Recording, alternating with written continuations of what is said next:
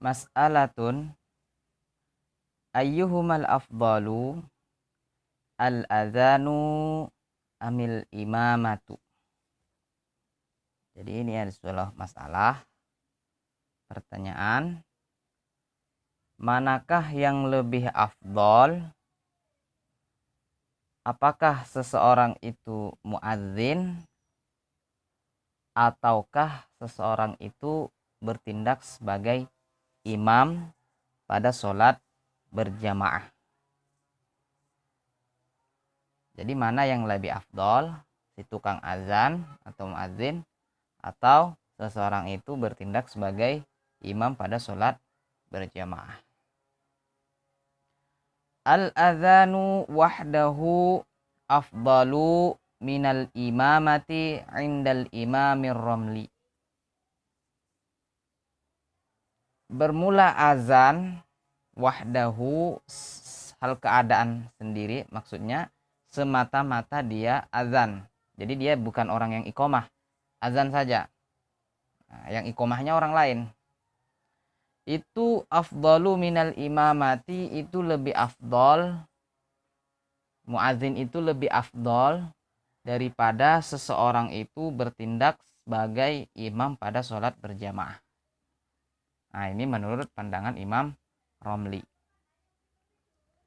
Wal adzanu ma'al iqamah, dan seseorang itu seorang yang muadzin dan dia juga sekaligus iqamahnya.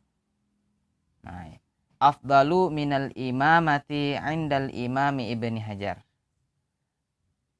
Nah, itu lebih afdal daripada status seseorang itu menjadi imam pada sholat berjamaah. Jadi seseorang itu azan sekaligus iqamah, dia itu lebih afdal daripada seseorang itu statusnya sebagai imam pada sholat berjamaah. Nah, ini menurut pandangan Imam Ibnu Hajar. Jadi seseorang itu bisa menjadi lebih afdal daripada imam kalau dia muadzin dan iqamahnya. Wal imamatu afdalu mutlaqan indal imamir rafi'i li qiyamin nabi sallallahu alaihi wasallam biha. Dan seseorang statusnya menjadi imam pada sholat berjamaah itu lebih afdol secara mutlak dibanding seseorang menjadi muadzin atau iqamah, atau seorang itu bertindak sebagai muadzin dan iqamahnya sekaligus. Tetap status seseorang menjadi imam pada sholat berjamaah itu lebih afdal. Nah, ini menurut pandangan Imam Ar-Rafi'i. Alasan beliau liqiyamin nabi sallallahu alaihi wasallam biha, karena Nabi sallallahu alaihi wasallam demikian. Semasa hidupnya Nabi sallallahu alaihi wasallam, beliau itu selalu menjadi imam pada sholat berjamaah. Beliau itu tidak pernah azan, beliau tidak pernah muadzin dan tidak pernah iqamah. Nabi itu selalu menjadi imam sholat berjamaah dikala beliau masih hidup, kecuali waktu itu beliau bersengatan sangat-sangat sakit waktu itu, sampai-sampai kepala beliau itu beliau ikat karena sangat sakit kepala, sehingga beliau tidak bisa mengimami sahabat kala itu, dan beliau pun meminta kepada sahabat Abu Bakar radhiyallahu an untuk bertindak sebagai imam untuk menggantikan Nabi sallallahu alaihi wasallam di kala itu. Wali annaha fardu kifayatin, dan bahwasanya sholat berjamaah itu hukumnya fardu kifayah. Sedangkan sholat berjamaah ini tidak mungkin bisa dilaksanakan tanpa ada imam. Sedangkan azan dan iqamah itu hukumnya sunnah. Nah, berjamaah hukumnya fardu kifayah. Nah, kalau tanpa imam, apakah bisa sembahyang berjamaah itu terlaksana? Kan tidak bisa.